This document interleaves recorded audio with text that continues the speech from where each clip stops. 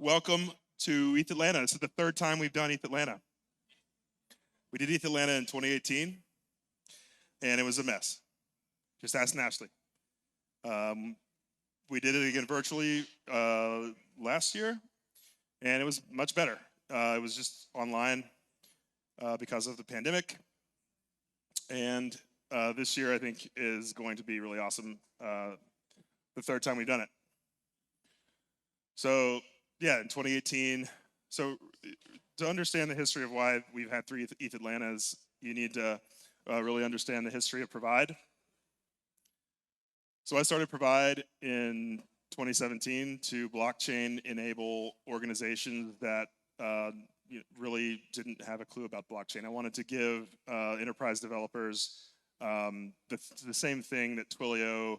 I wanted to give enterprise developers blockchain in the same way that Twilio gave those developers SMS, and that largely worked. And in 2018, EthAtlanta, we sort of soft launched Provide there at EthAtlanta that year, and a lot of companies from the Atlanta area came out and tried to build on the stack. I was in the corner fixing bugs all weekend, so that was fun. And somehow Provide managed to survive through the cycles in the markets, in these crypto markets. We made it through a few bear markets. We had just enough customers through that, through 2018, 2019 to keep the company and the dream going.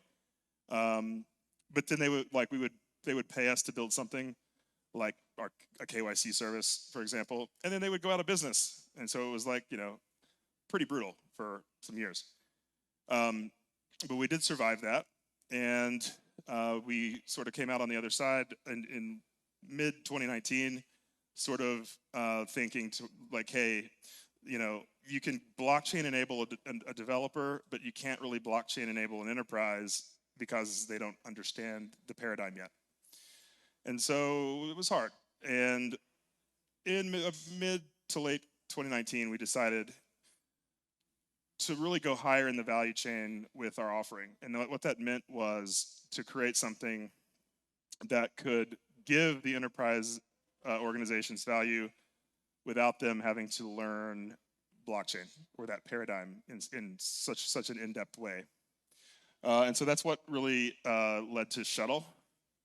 And I think I started talking with John Wolpert pretty late in 2019, and it turned out that what Shuttle was really the makings of what would become the baseline protocol. So I was really working on the baseline protocol before I knew about the baseline protocol. And that's sort of why Provide has been able to emerge as a leader in that community. As a result of, so I met John through the EEA, and so through the EEA, we created some really awesome relationships, and that includes Unibright. So I met Wolpert and the Unibright guys through the EEA. So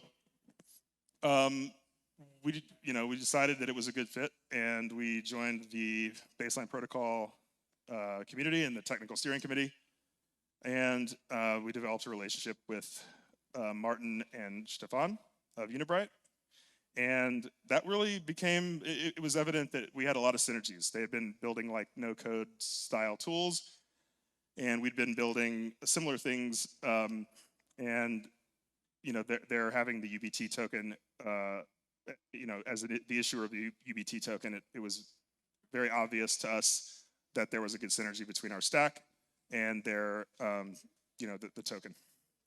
And so Provide-a-Bright became a thing last year when Provide and Unibright sort of merged the technical stacks under Provide, and we really doubled down on efforts with Concircle and other partners to create this really holistic end-to-end offering for enterprises.